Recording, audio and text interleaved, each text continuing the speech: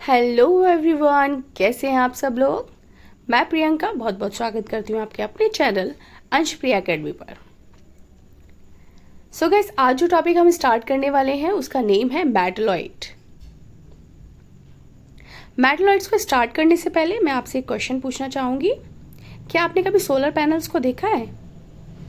जी हाँ, जैसा आप स्क्रीन पर देख रहे हैं ठीक उसी तरीके के होते हैं सोलर पैनल्स।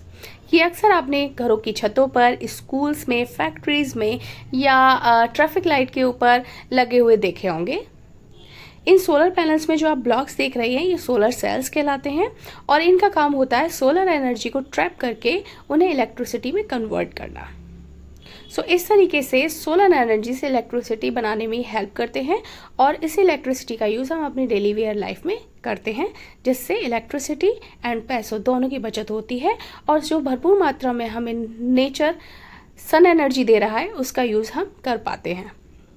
बट क्या आपको ये पता है कि ये पैनल्स बने किसके होते हैं? नहीं पता? कोई बात नहीं, मैं बताती हूँ। ये बने होते हैं सिलिकॉन के, जिसका सिंबल होता है SI। लेकिन क्या आपको ये पता है कि ये जो सिलिकॉन है ये किसका एग्जाम्पल है? कोई बात नहीं, मैं बताती हूँ। Silicon is the example of metalloid. So यही है आज का हमारा टॉपिक, मेटलॉइड। तो चलिए बिना टाइम वेस्ट करे स्टार्ट करते हैं अपने टॉपिक को। अरे भाई, इतना खुश होने की ज़रूरत नहीं है, काम डाउन। चलिए स्टार्ट करते हैं डेफिनेशन से। The elements which have the properties of both metals and non-metals are called metalloids. So ऐसे एलिमेंट्स जिनके अंदर मेटल्स एंड नॉन मेटल्स दोनों की प्रॉपर्टीज देखने को मिलती हैं वो मेटलॉइड्स कहलाते हैं। टोटल 118 एलिमेंट्स अभी तक हमारे नेचर में प्रेजेंट हैं, मतलब हमें डिस्कवर हो चुके हैं। तो कुछ एलिमेंट्स ऐसे हैं जिनमें मेटल्स एंड नॉन मेटल्स की प्रॉपर्टीज मिली जुली प्रॉपर्टीज है, ना तो हम मेटल में उनको रख सकते हैं ना नॉन मेटल में। तो इसके लिए साइंटिस्ट ने एक अलग से ग्रुप बनाया है, मेटलॉइड। इन्हें सेमी मेटल्स भी बोला जाता है, क्योंकि प्रॉपर मेटल्स नहीं बोल सकते तो, लेकिन कुछ प्रॉपर्टीज इनके अंदर होती है मेटल्स की, तो इन्हें सेमी मेटल्स भी कह देते हैं। एग्जाम्पल्स आप स्क्रीन पे देख रहे हैं। टेलुरियम जिसका सिंबल TE है, tin SB, polonium PO, silicon SI, germanium GE, boron B।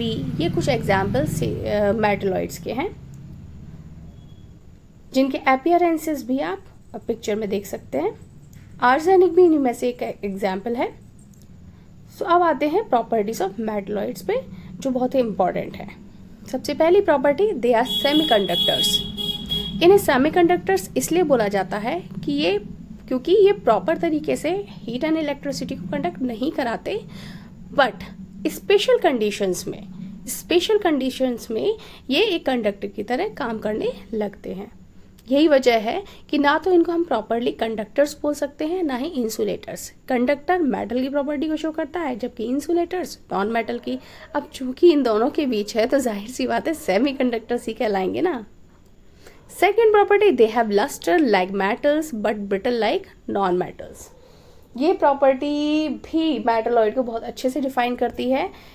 जब ये इनको देखा जाता है, किसको? मेटलॉइड्स के एग्जाम्पल्स को, तो ये मेटल्स की तरह बहुत ही शाइनी होते हैं, बट जब इन्हें छूकर देखोगे तो ये बहुत ही नाजुक होते हैं, बहुत जल्दी टूट जाते हैं।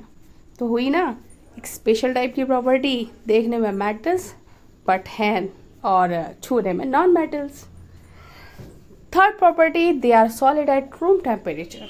रूम टेम्परेचर पर ये इनका जो अपीयरेंस होता है वो सॉलिड स्टेट में होता है। They have position between metals and non metals.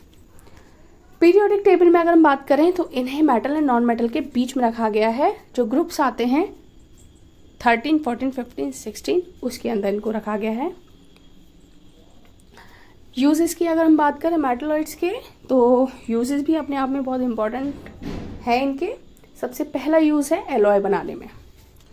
In metalloids को मेटल्स के साथ होमोजेनस मिक्सचर बनाकर एलॉयज बनाए जाते हैं। जैसे एग्जांपल, अगर बहुत कॉमन एग्जांपल और मोस्ट इम्पॉर्टेंट एग्जांपल अगर हम कहें तो ब्रॉन्ज है। तो ब्रॉन्ज का जो फॉर्मेशन हो रहा है वो मेटलॉइड्स एंड मेटल्स के कॉम्बिनेशन से हो रहा है। Second, they are used as biological agents. Biological agents की फॉर्म में भी ये बहुत अच्छा रोल प्ले करते हैं। They are used as catalyst, as a catalyst भी कहीं कहीं इनको यूज़ किया जाता है, जहाँ ये अपनी इंपॉर्टेंस को और बढ़ा देते हैं। कैटलिस्ट ऐसे सब्सटेंस होते हैं जो रेट ऑफ रिएक्शन को चेंज कर देते हैं, या तो बढ़ा देंगे या घटा देंगे। तो इस तरीके से एज अ कैटलिस्ट इनका यूज़ किया जाता है। They are used in flame retardants, flame retardants की तरह भी इनको यूज़ किया जाता है। जितने भी हमारे मेटलॉइड्स हैं जैसे silicon, boron, tin, arsenic etcetera, इनके कंपाउंड्स को as a flame retardants use किया जाता है, जो अपने आप में बहुत ही यूज़फुल चीज़ है। They are used in glass formation, glass को बनाने के लिए भी अच्छे लेवल पे इन मेटलॉइड्स का यूज़ किया जाता है।